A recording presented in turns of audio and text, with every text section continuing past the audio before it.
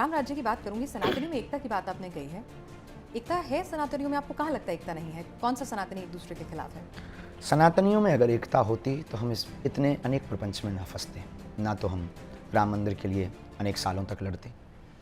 ये हिंदू राष्ट्र में कैसा होगा? अगर मेरे लिए एक तो कब होगा, पहले तो ये बताइए। पर्ची निकालिए आज आप हिंदू राष्ट्र की, आप सबकी पर्ची निकाल के टाइम बताते हैं कि इस दिन ये होगा तुम्हारे साथ, अब 6 महीने में ये होगा, बताते हैं ना। तो हिंदू राष्ट्र के लिए आप कभी पर्ची निकालिए, आपने कब होगा? मुझे पता है इस वक्त आप गद्दी पे नहीं है, अभी नहीं निकाल सकते, तो मैं काम नहीं कहूंगी, लेकिन कुछ इंट्यूशन के कब तक हो जाएगा? दोस्तों, आगे डिबेट में देखेंगे कि हिंदू राष्ट्र पर धीरेन्द्र शास्त्री का सारा पर्चा ही खुल गया। एंकर ने पूछा ऐसे तीखे तीखे सवाल कि धीरेन्द्र शास्त्री की तो बोलती ही बंद हो गई।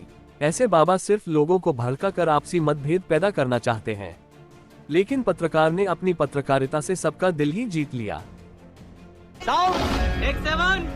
एक्शन! राम राज्य की बात करूंगी, सनातनियों में एकता की बात आपने कही है। एकता है सनातनियों में, आपको कहाँ लगता है एकता नहीं है? कौन सा सनातनी एक दूसरे के खिलाफ है? सनातनियों में अगर एकता होती तो हम इतने अनेक प्रपंच में ना फंसते, ना तो हम राम मंदिर के लिए अनेक सालों तक लड़ते। सनातनियों में अगर एकता होती तो हमारे पालघर के संतों की बर्बरता से हत्या नहीं होती। सनातनियों में एकता होती तो रामचरितमानस की प्रतियां नहीं जलाई जाती।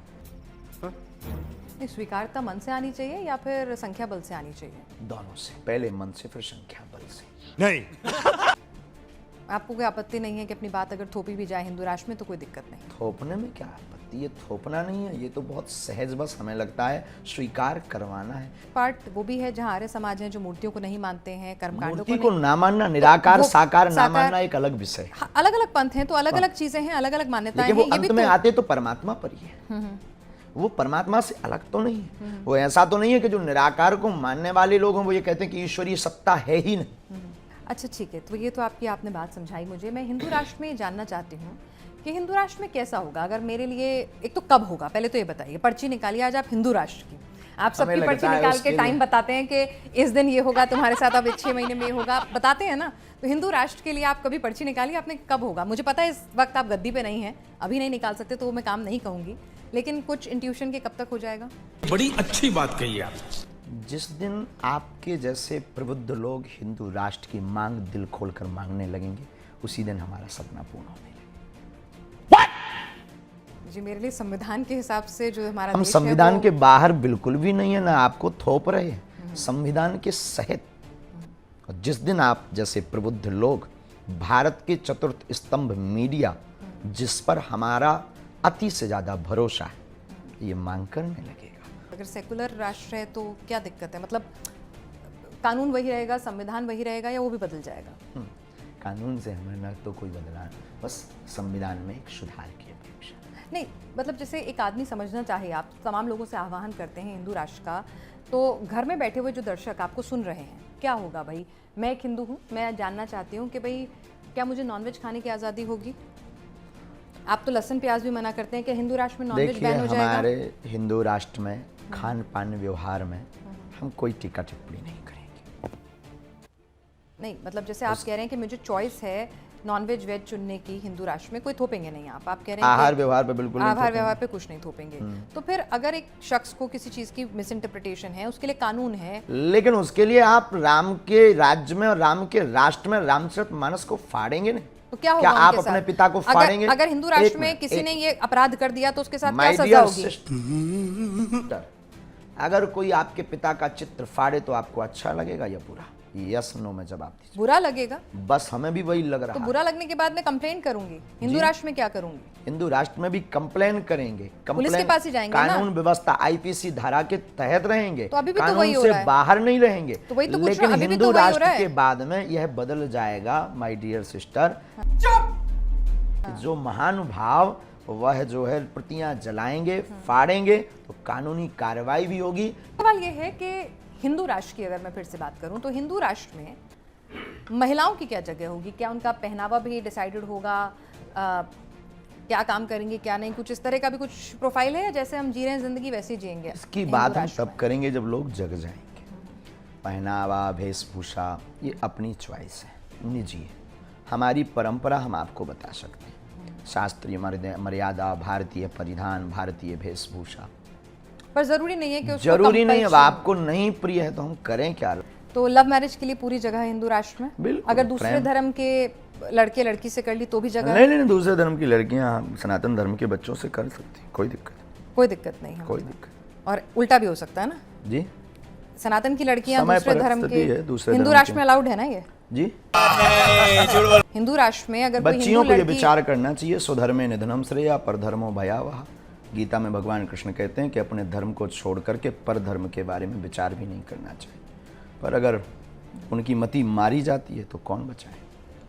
अभी पता चले। बदलाव आ देखिए, जाए। पढ़ाई तो जितनी की जाए उतनी ज्यादा अच्छा है। और अकबर अकबर भी क्यों पढ़ लो, पढ़ा जाए बाबर भाई? भी जहर पढ़ के लो बारे और, में क्यों? फिर वही बात। नहीं पूछ रही हूँ मैं आपसे। देखिए, मैं देखिए, पूछना चाह रही हूँ कि मेरी ताकि बहन- मेरे जैसे से बहुत सारे जो सवाल इन्हीं लोगों के बीच में से आते हैं, सवाल सारे पूछने चाहिए। जहर पढ़े क्यों? क्या निकलना है? मतलब जिस हम चीज रावण के भी तो पढ़ने पढ़ते हैं ना, रावण के बारे में भी पढ़ते हैं। रावण के बारे में पढ़ते हैं, लेकिन रावण के लिए थोड़ी पढ़ते, राम के लिए रावण को पढ़ते हैं।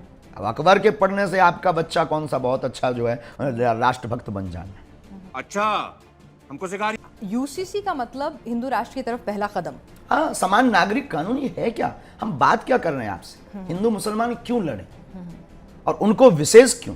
उनकी हज यात्रा के लिए विशेष फैसिलिटी क्यों? हमारी यात्रा के लिए क्यों नहीं? तीर्थ यात्राओं के लिए भी तीर्थ यात्रा कराते हैं, चारधाम कराते यात्रा हैं, पर कराते विशेष हैं। व्यवस्था जो उन्हें दी जाती वो तो नहीं दी जाती। रावणों के लिए पूरी व्यवस्था होती है, हमें तो नहीं मिली है। आप पुष्प वर्षा भिजवाइए। होती है। पुष्प वर्षाएं वो अपने अपने हिसाब से करते रहते हैं, उनके लिए तो विशेष व्यवस्थाएं दी जाती हैं। यहाँ पर बार बार आप धर्म परिवर्तन को लेकर एक पूरी मुहिम छेड़े हुए होते हैं, तो कई लोग रोकने पे की करने? रोकने पे तो कई बार आपकी बातों का भरोसा नहीं रहता कि आप क्या चाहते नहीं नहीं, आप देखिए प्लीज, मैं बिल्कुल रोकने पर आपकी पूरी दिलचस्पी रहती है और आप बार बार इसको लेकर बहुत मुखर तौर पे अपने बयान भी देते रहते हैं। लेकिन लोग कहते हैं कि जब बाबा जी अपने मंच पर अपने दरबार में धर्म परिवर्तन कराएं तो वो जायज। ये सही कहा। संतों को राजनीति से जोड़ा जाता है और कहा जाता है कि कई बार आपकी जो बातें हैं, जो स्टेटमेंट हैं, वो कुछ पार्टियों की आइडियोलॉजी से मिलती जुलती हैं। शाबाश बेटा। और जिसको हमारी लेकर आपका बातें बिहार में विरोध भी सनातनी हुआ था। होती हैं। हमारी बातें सनातनी हैं। अब किसी से मिलती हैं तो वो उसकी दिक्कत है। आप उनके साथ नहीं हैं। हम तो केवल राम के लोगों के साथ हैं, जो हनुमान जी की बात करें, जो सनातन की बात करें, जो सनातन का काम करें, चाहे वो आप हो, चाहे वो कोई पार्टी हो, चाहे कोई पॉलिटिशियन हो। तो आपको सनातन का सपोर्ट करती कौन सी पार्टी नजर पार्टियों आती पर कोई बयान हमारा होता नहीं है। जो करती होगी वो उसको ईश्वर लाभ देगा और भला करेगा, और हनुमान जी कृपा करेंगे। नहीं करती होगी तो भगवान सद्बुद्धि देगा। अरे कहना क्या चाहते हो? है कि कई लोग आपकी आलोचना करते हुए ये भी कहते हैं कि भाई अगर आपके पास इतनी सिद्धियां हैं तो आप अनिष्ट होते हुए, चाहे वो जोशी मठ में जो कुछ हो रहा था वो, या फिर अभी हाल फिलहाल में कुल्लू मनाली में बाढ़ आ रही बालोद है, का, या ट्रेन का, तो सब लोग ये पूछते हैं कि भाई अगर वो गुरु ही क्या जो हमें जो अनिष्ट होने वाला है उसको लेकर वार्न ना कर सके, थोड़ा बता ना सके, अगर वो शक्ति सही जगह इस्तेमाल नहीं हो रही। Good question. आप प्रार्थना नहीं करोगे, बागेश्वर धाम बालाजी से निवेदन नहीं करोगे, हम उत्तर दें किसको? कौन सुनने वाला? कहाँ जाए? तो प्रार्थना एक परंपरा है, जैसे आपका एक प्रोटोकॉल है, माइक लगाना, कैमरा के सामने बैठना। हमारी भी साधनाओं का एक प्रोटोकॉल है, नियम है। याचक आता है, नारियल बांधता है, प्रार्थना करता है, समाधान मिलता है। कोई एक बंदा हमें सिंगल नहीं मिला जिसने राष्ट्र के लिए याचना की। गुजारिश करता हूं। तो कभी आपको कुछ इंट्यूशन होती है कि भाई ऐसा कुछ ऐसा होने वाला है कोई जिसको प्रार्थना आप करें, देखो प्रार्थना हाँ। मतलब उसकी अर्जी लगाना जरूरी है पहले? अर्जी जरूरी है, और राष्ट्र में हित अनिहित होता रहता है, दुनिया है। क्या बात है सर, क्या बात है सर।